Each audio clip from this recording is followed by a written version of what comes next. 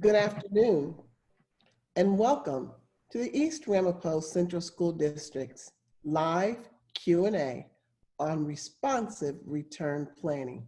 I am Dr. Deborah Wortham, Superintendent, and I will serve as your host this evening.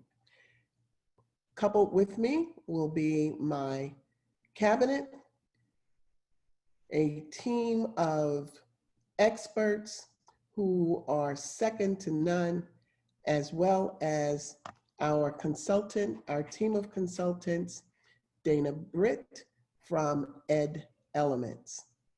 We will start our session this evening with our mission statement. The mission of the East Ramapo Central School District. As a unified community, the East Ramapo Central School District is committed to educating the whole child by providing a healthy, safe, supportive, engaging, and challenging learning environment.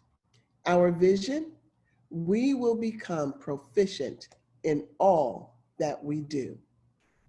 Our 5-point plan: we want our staff and our students to be healthy, safe, supported, engaged, and challenged. This evening, we come before you to answer questions that were presented to us during our last town hall meeting. And we are so proud of our plan. And if you haven't seen it yet, we've put a link in the chat. Feel free to copy that link and to access our plan. Our plan was submitted to the New York State Education Department, as well as the Department of Health. We are happy to share with you that the groundwork for this process was to hear from our parents, our students, and our staff. I can say to you tonight that we have received 3,300 live stream views, 3,300.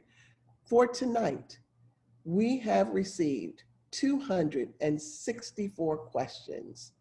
We participated in and solicited 4 information sessions. We are excited over the fact that our parents, our students, our staff, you have voice and we have heard you. So tonight, we want to make sure that we have an exchange. Feel free to use the chat to place your questions there. But for now, we are going to filter and go through and respond to as many of our 264 question submissions as we possibly can. And you tonight will be the first to see and to hear these responses. Also, our frequently asked questions, that document, the link is in our chat. General facts. Do families have a choice between fully remote and hybrid learning? Well, parent preference form. The parent preference form, parents have been asked to complete this form now, and it's located on the district website. We understand that some parents experienced issues in accessing this form via the portal. Well, we heard you, and now the link is right there on the district's website. All you have to do is click it and enter your child's ID number and determine whether you want to have 100% remote or you want your children to participate in the hybrid model. The preference form has been extended until Friday, August 21st at 10 a.m. This will, the selection that you make will take place for the first 10 weeks or for the first semester of school. If you select remote or hybrid, you are making a decision for your child for the first semester. Teaching and learning. Here are some questions for our curriculum and instruction staff. Ms. Natisha McVeigh, Ms. Ogechi Iwaha, Ms. Dr. Augustina West. When are teachers and staff expected to report to their buildings in person to begin the instructional school year? Dr. West? Dr. Wortham, teachers are expected to begin the school year in person September 14, 2020. Instruction will be provided from the classrooms based on the progression of the hybrid model. This will allow for teachers to have complete access to all materials necessary to support professional development and instruction, whether in person or remote. When can parents expect to be notified of their child's cohort assignments to support in-person instruction to assist with childcare provisions? Families will receive their child's cohort assignment or schedule prior to the start of the school year from their assigned buildings as traditionally delivered via mail or in the eSchool portals. Parents can expect to receive their child's cohort assignment or schedule during the week of August 31st, no later than September 8th, 2020. Now, this question is extremely popular. And I have to say to our community, our teachers, our staff, our parents, our students listening, that we were able to calibrate and to weigh if we received a question multiple times, it's definitely on this list and we were able to actually weight it. So this question, will teachers and students who currently participate in the extended school year summer program continue in-person instruction in September? The answer to that question, Dr. Wortham, is yes. In-person instruction will begin in September for students who are mandated to receive a 12-month program and those enrolled in identified specialized classes. Teachers and therapists assigned to those classes will be required to be present for instruction. Thank you, Ms. Walker, our Assistant Superintendent for students with special services. Will English language learners continue to receive English as a new language instruction? Ms. Barrow? Yes, English language learners will receive their English language instruction as mandated by New York State Education Department, and the determination of the number of minutes of instruction is based on students' English proficiency level. Thank you so much, Ms. Barrow, our Assistant Superintendent for Bilingual and World Languages. Health and safety. What happens if someone tests positive for COVID-19? Our Nurse Healy?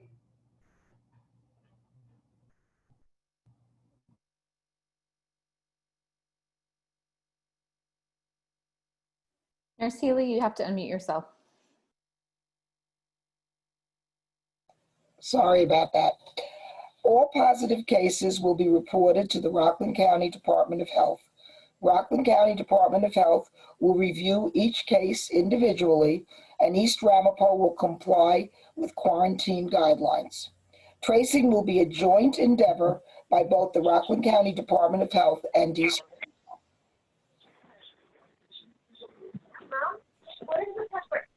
Thank you so much, Ms. Healy. Let's go over to facilities. How often will classrooms be cleaned and sanitized? Mr. Afetabo, Director of Facilities.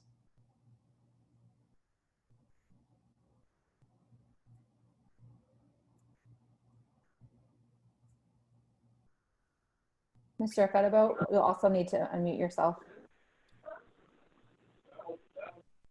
Excuse me, I'm sorry about that. Yes. The buildings, including classrooms, will be routinely cleaned and disinfected daily in accordance with CDC and New York State Department of Health protocols. Frequently touched surfaces such as doorknobs, countertops, toilets, and restrooms will be cleaned and disinfected more frequently during the day.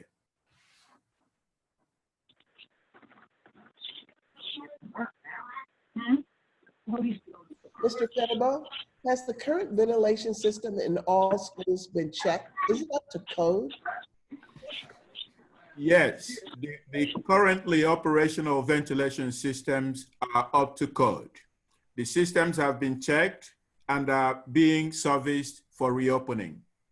We're also looking at installing higher efficiency filters in the equipment wherever the equipment can take such higher efficiency filters. Will bathrooms be clean, sanitized, and fully stocked with toilet paper and soap throughout the day? Yes, bathrooms will be cleaned, disinfected, and regularly stocked with pepper, toilet paper, and soap throughout the day. Thank you so very much, Mr. Fedibo. Now transportation. Mr. Schwegler, Director of Transportation. How will the buses be cleaned? What's the frequency? Good evening, Dr. Wortham, and welcome everybody. Our school buses operate on a 4-tier system in the morning and the afternoon. So the buses will be sprayed down in between each individual route with a fast-drying disinfectant by the school bus driver. He or she will be spraying down all areas that the students would come in contact with. And again, this is a 15-second drying solution that is safe for all students. After the 4-tier morning and the 4-tier afternoon, the buses return to the contractor's facility where they are deep cleaned utilizing a broad spectrum disinfectant, which has been approved by the CDC. This disinfectant, it has been proven to eliminate the viruses related to the SARS and COVID-19 viruses. This will be done every day without fail, so the buses are always sanitized and clean prior to being dispatched in the morning. Thank you, Mr. Schwegler. And how are bus routes designed?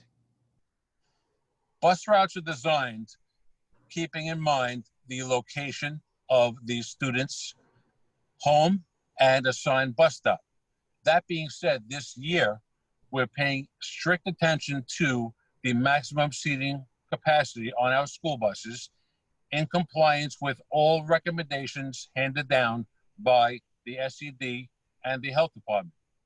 Also, we will be paying strict attention to the buses, the number of students that are transported based upon the cohort assignments that will be handed down by curriculum and instruction. All students will be required to wear masks at all times.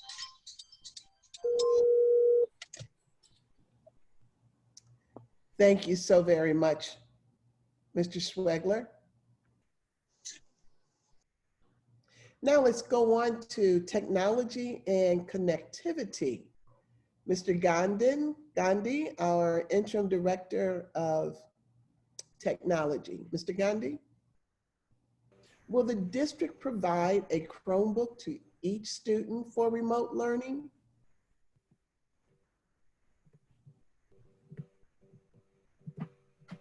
Yes, good evening, everyone. Yes, the district will provide a Chromebook to each student for remote and hybrid learning. We are still waiting on our provider to give us the date, the estimate delivery date. Our goal is to ensure all students receive a Chromebook in order to maximize their learning.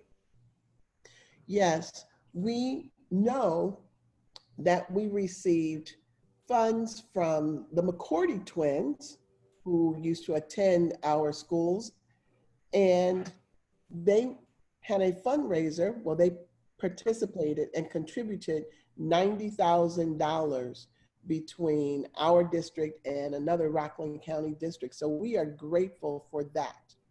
Mr. Gandhi, how do I receive a Chromebook for my child to be able to start with remote learning this fall? So the district is creating a process to distribute devices in conjunction with building admins, building administrators, and you community parents will be notified by building administrator of what the process and timeline will look like in the next few weeks. Now, Mr. Gandhi, in the spring, we had the support of many, many volunteers who distributed Chromebooks to our students, many volunteers. Can you talk about the fact that we are COVID conscious and how the parents from their cell phone can access the parent contract and sign off so that they are accountable for that device? So we will be sending a parent device loan agreement form to all the parents. We already did that during fall. We distributed about 1,600 devices, and we were able to receive all those loan agreement forms back. So we would just send them just like the survey we did with the preference form. With the building, with the help from the building administrators, we will send them a link. So they would just have to sign their name, make sure their information is accurate. They would just type in their student's ID number, and they should be able to pull up the information for that child, and they should be able to just sign it on their form or any device or on a laptop.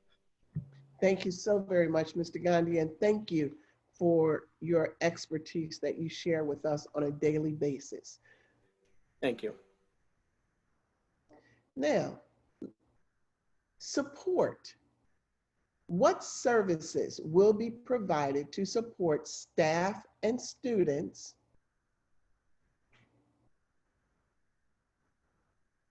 Apologies, one moment.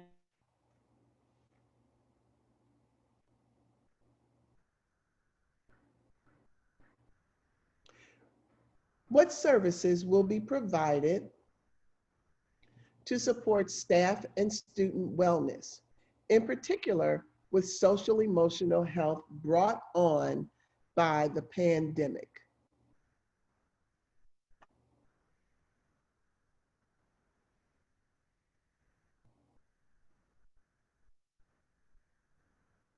Staff? So for the district, social emotional learning and well-being is very integral. It's a component of our core values, as we know, with the growth mindset. So the district is particularly aware of and sensitive to some of the emotional and social symptoms as a result of what is happening, this experience we're in and that we've been in since March 6th, specifically our district, the last 6 months, coupled with the adjustments of just returning to school. So the district clinical services department will share relevant support materials with school psychologists in each building who will be available to address these needs for both students and staff as they arise. And if needed, suggest appropriate referrals to additional outside support. And we want to note that as a district, our return to school is an opportunity for our students and staff alike to conjure up the strength to successfully navigate this very much shared challenge and achieve new heights. And yeah, so I hope that sufficiently answers that question. Would you like to talk more about what professional development will be provided for teachers? Definitely. So we are very much a district that focuses on the development of our professionals. In this particular situation, we know that there is a specific need. So professional development and training will take the form of virtual synchronous workshops, asynchronous tutorials, as well as somewhat of a playlist of professional learning items so that teachers can walk through that. Teacher professional development includes support specifically in planning and delivery of instruction that allows for engagement of both in-person and remote learners. So we did look at the teacher surveys and the desires of our 880 staff members that responded, and have been looking diligently into this type of professional learning, what we can do about engaging both our teachers in navigating this world of in-person and remote learning. And to just briefly summarize some of the professional development as well as the health and safety training initiatives, we've itemized that in the, not itemized, but we've listed just a summary of such in the return to school responsive plan, and we plan on pages 46 and 48. And then we also plan to make updates accordingly as the days progress. Thank you, Ms. Iwaha.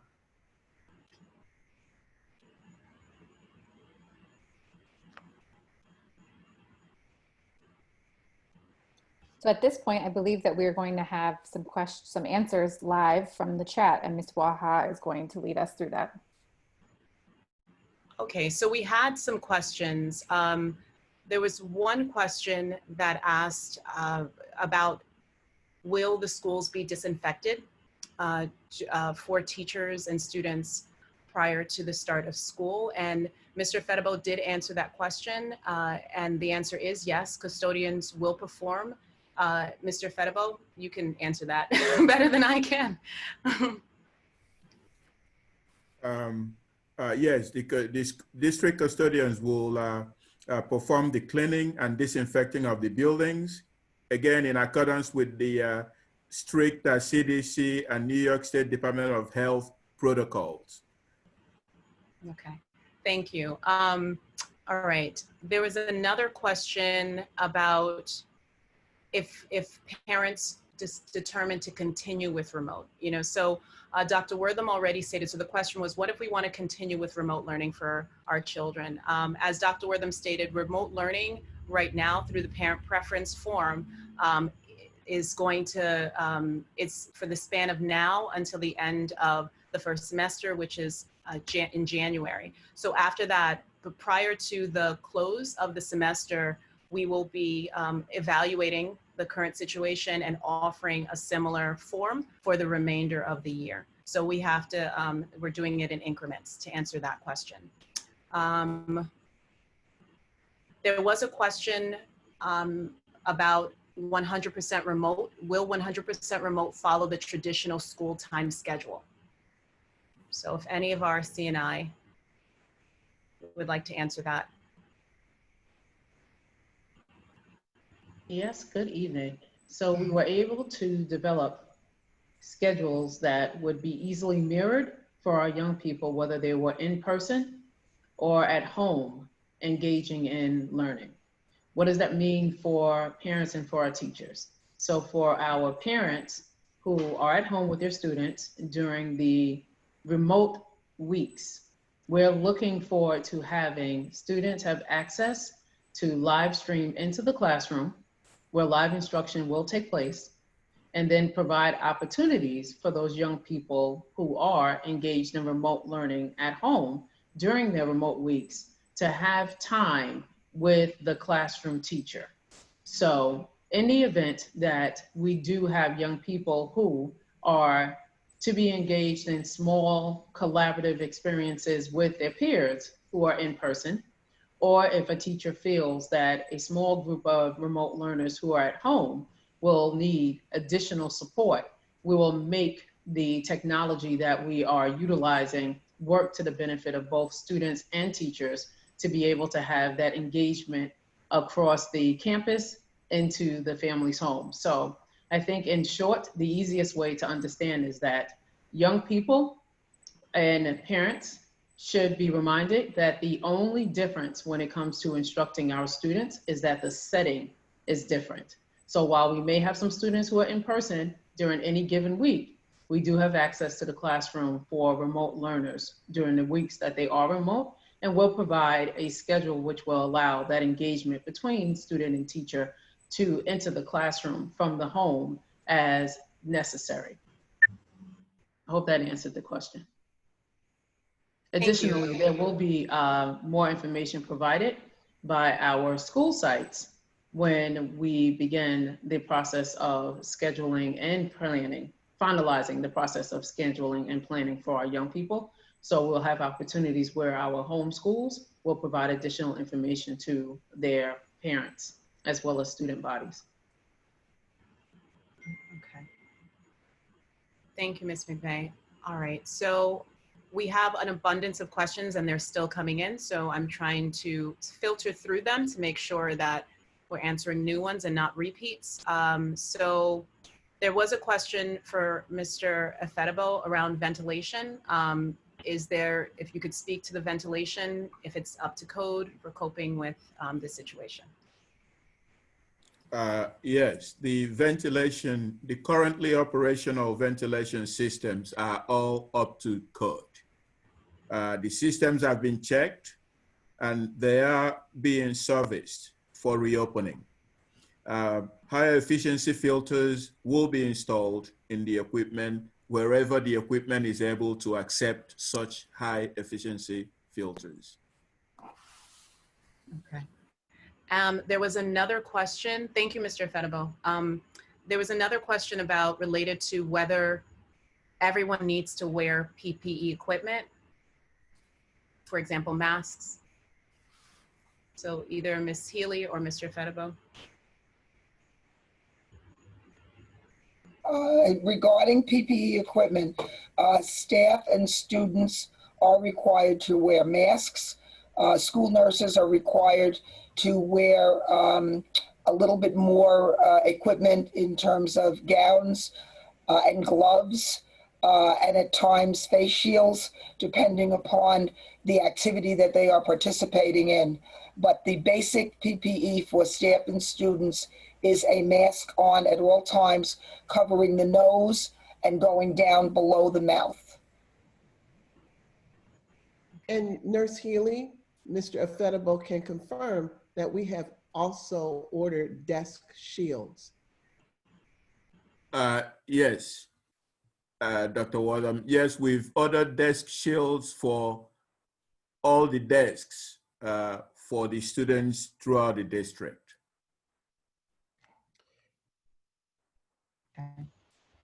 Some have asked how many desks will be in a particular room. How many students? Mr. Fedibo, based on our square footage, you've measured that. Yeah. The standard, we actually had a mock-up of a classroom set up, and based on the standard classroom that's approximately 770 square foot classroom, we were able to put in 12 desks in terms of the required social distancing of 6 feet between students. So that's what we're looking at. And in our presentation, we actually showed a sample of that mock-up. Okay. There's a question here about what if I have my own computer and don't need one? Will I receive one anyway? That's for technology. Yes. Every student will receive a Chromebook. So yes, they will receive a device. Okay, thank you. All right, and then there was a question, and I believe Dr. Wortham, you showed it beginning, but I saw a couple of these questions. Just reminder of how to sign students up. Specifically, this person was asking how to sign their son up for remote or hybrid learning. So just to say that again, Dr. Wortham stated in the very beginning, there's a parent preference form that is now available on the district site. So if you go to the district site and you click, it's in the news, district news on the bottom. Under district news, you'll see parent preference form. You click that and you'll get to the link to fill out. What you need is your child's ID number. You enter your child's ID number, you click next, and you fill out the form and submit it. You need to complete one for every child so we can account for each child. hopefully that answers the question. Exactly. And Ms. Iwaha, as I see the questions scrolling so rapidly through, thank you so very much, parents, students, and staff. The question, if I select remote for my students, can I switch to hybrid or vice versa? If I select remote, can I switch to hybrid? If you select remote, yes, you may switch to hybrid because we can guarantee that seat in, if you select, I'm going to correct myself. If you select hybrid, you can switch to remote because we can account for that room in cyberspace. Yeah. I got caught up in your answer, Dr. Wortham. Let me go into this, back into this. Nurse Healy, I saw a question. If someone tests positive for the virus, will anyone be made aware, and what's the procedure for the safety of those exposed? No, the individuals will not be made aware of the name of the individual, but yes, they will be made aware that they were exposed to the virus. The joint tracing will be an endeavor that will be done with the Rockland County Department of Health and the school district, in that the school district will do the in-house tracing and the Rockland County Department of Health will do the out-of-school tracing. So if an individual was exposed, they will be notified that they did have an exposure. Okay. And there was a general question about, for transportation, about bus passes, when parents should expect to receive bus passes.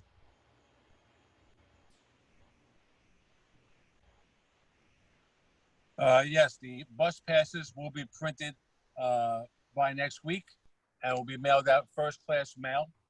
Also for this year, in red lettering, bold, on every bus pass, it will state that masks are mandatory at all times.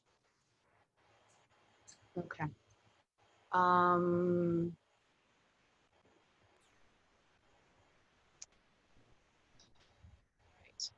There was a question also about,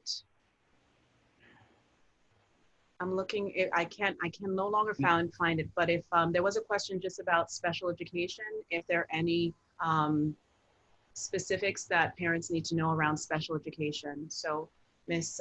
Walker.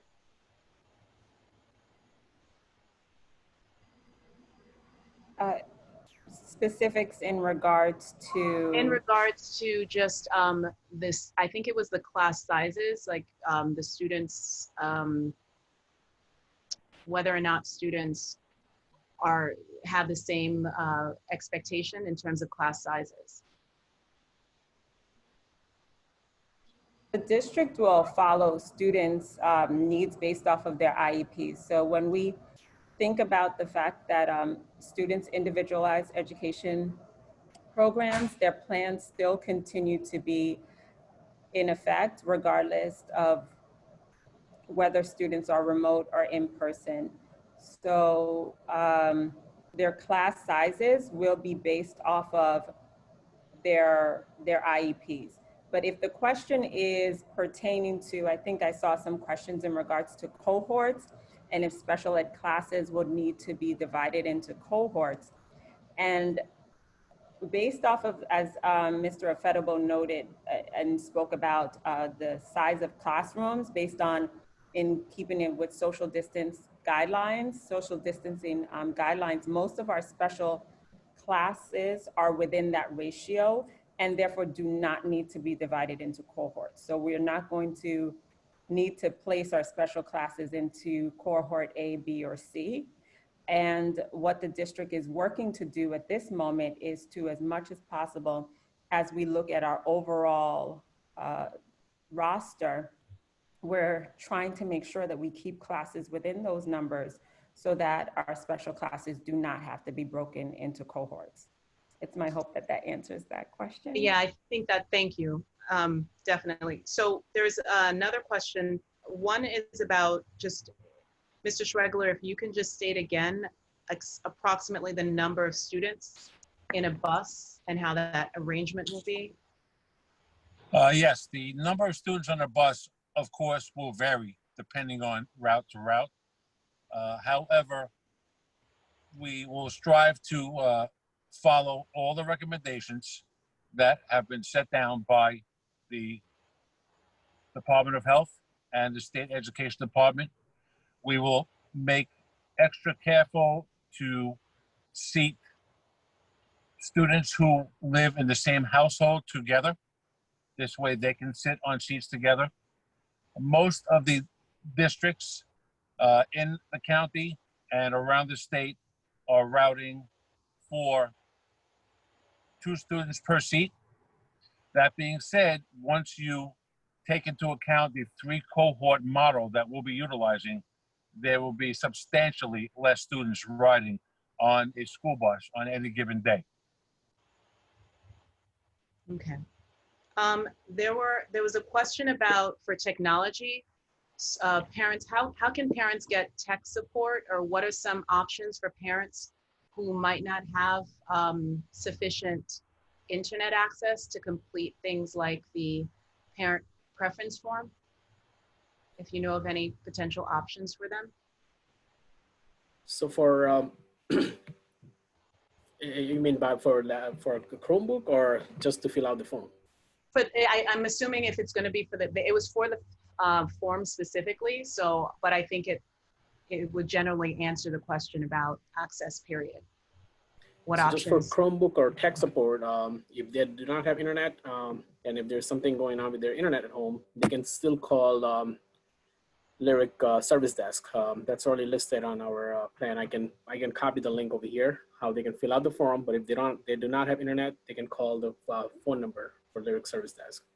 For the preference form, right now, only way to pick a model for the child is to fill out their form right now. We don't have a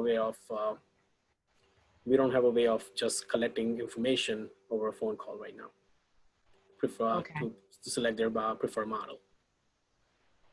Okay. Ms. Iraha, I want Yes, to address this question, and it talks about the number of times if a teacher is absent and the rationale to discourage absenteeism. How will the district assure teachers that will not face professional consequences for staying home when they are sick, as they must under COVID? I want to say that the Human Resources Department will be communicating with our staff, our teachers, our staff. And when we say teachers, you know, we mean all of the adults we're referring to in the district. But the Human Resources Department has prepared a letter to address those needs, and you will be receiving that shortly. And I would like to say there is another question. Aside from school psychologists, what are other options the district offers to address SEL needs of students? And I'm going to ask our curriculum and instruction team to respond. But we lost several families, our school families, our staff. Ms. June, we lost so many families. And we celebrated the life and the legacy of our staff members. We wrote resolutions. We had a moment of silence. We communicated with the families. And that is something that our district, that I am committed to doing, to celebrating the life and legacy of our staff. We have a time set aside for our social emotional learning. For instance, for the last 5 years, we have had our morning messages where we address issues and we build character. So this means that we're all in this together. And when one staff member hurts, we all hurt, and we all support each other. curriculum and instruction, would you like to add to that?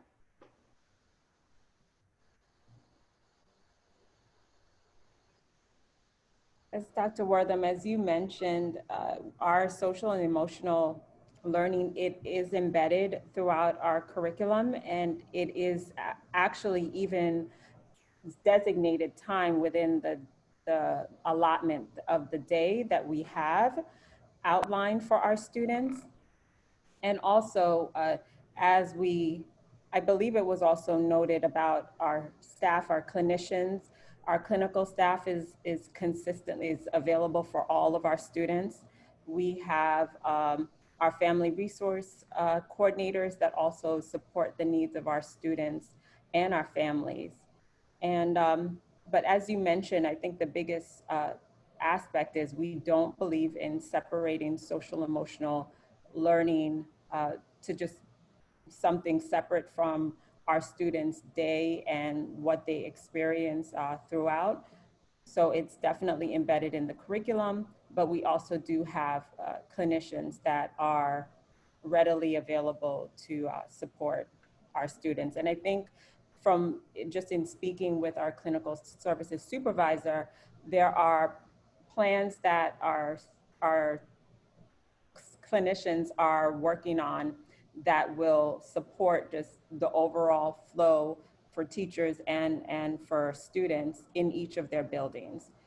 So it's something that we've been working on, something that they've been thinking through, professional development that has begun and will continue to begin, that will continue to go forth as we go into the school year. Thank you. I saw a quick question, and I'm going to ask Mr. Schwegler and Ms. Iwaha, when will school start and when will students receive their bus pass? As I stated earlier, the bus passes will be beginning to be mailed out next week.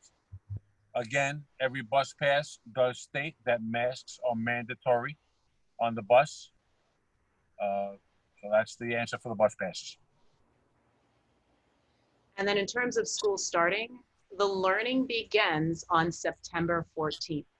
September 14th is when learning begins, and it begins remotely at home.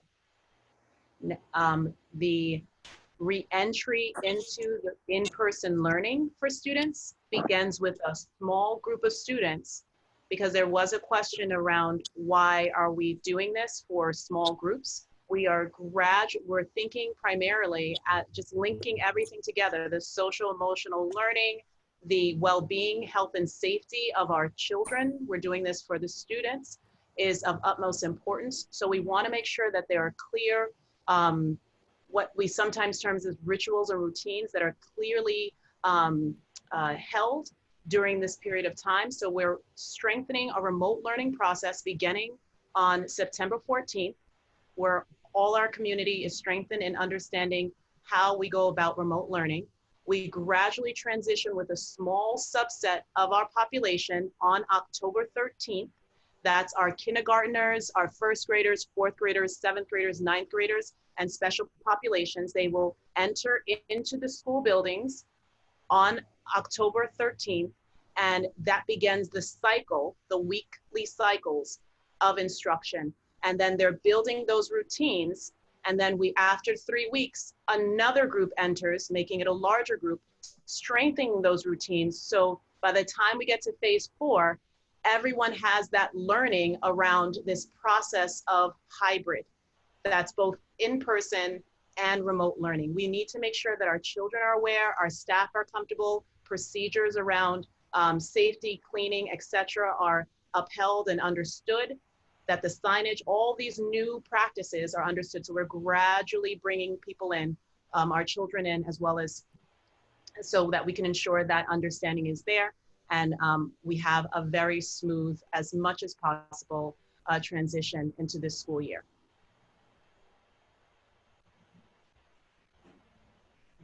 Thank you, Ms. Iwaha. We had a question about food distribution. Ms. McVeigh, will you read that question for us, please? And Mr. Patchy can respond.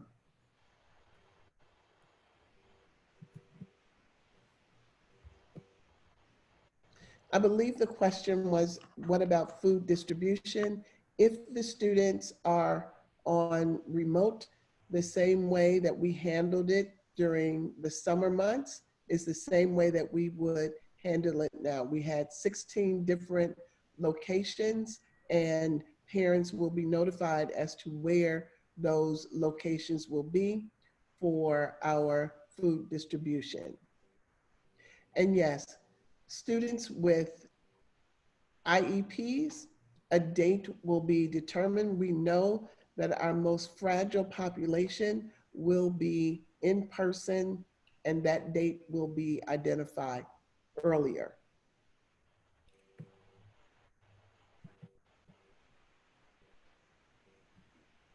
We have approximately, at one point we had over 600 participants and well over 1,000 questions.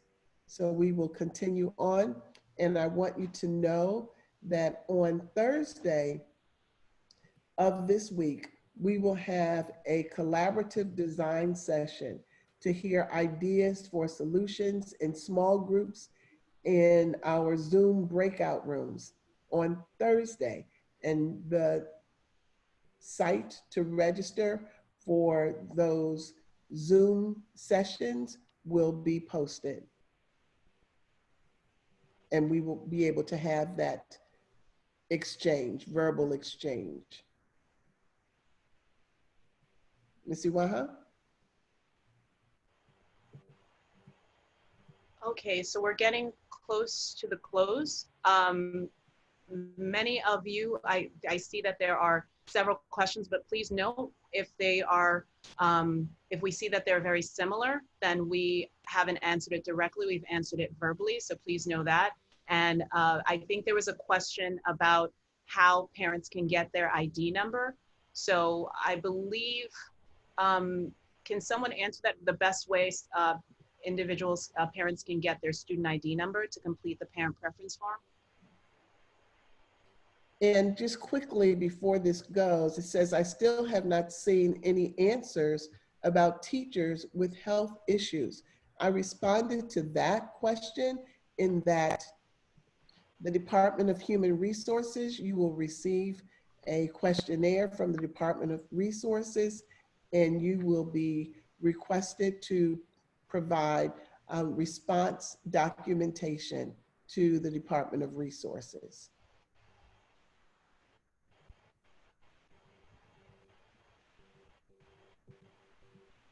Will middle and high schoolers schedule be in the same remote learning?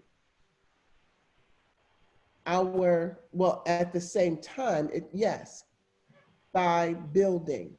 Our high school students, we are bringing in 1/3 of our student population. That's over 3,000 students when we begin the rotation in October 13th. We are the largest district in Rockland County.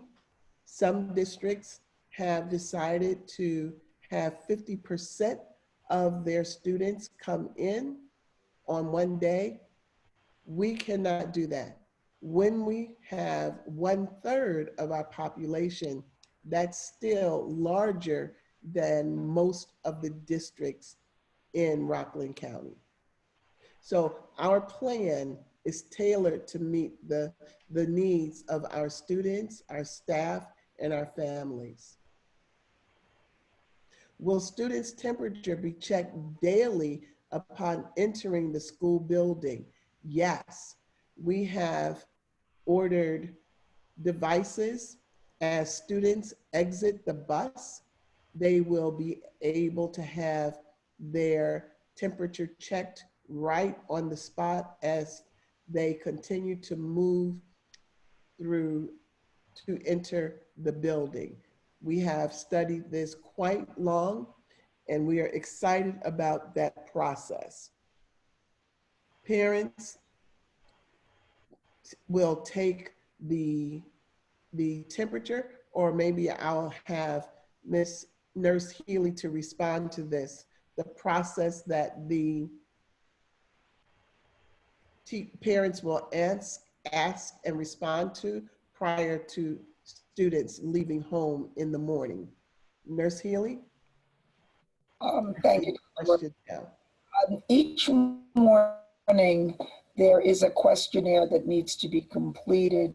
And one of the questions on the questionnaire is the assessment of temperature. So the parents will need to attest to the fact that the child's temperature was below 100 degrees Fahrenheit before they left for school.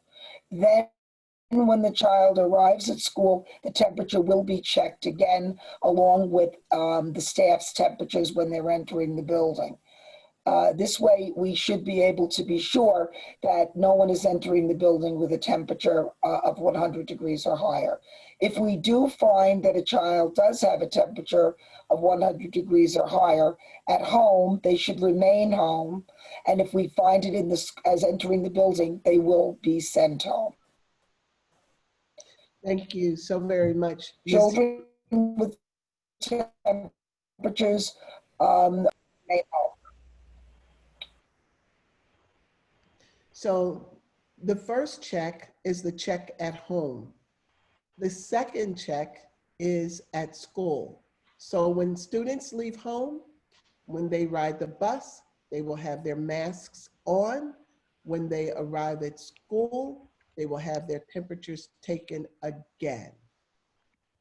There was a question, Ms. Iwaha or Ms. McVeigh, what is the instructional platform that will be used for remote learning?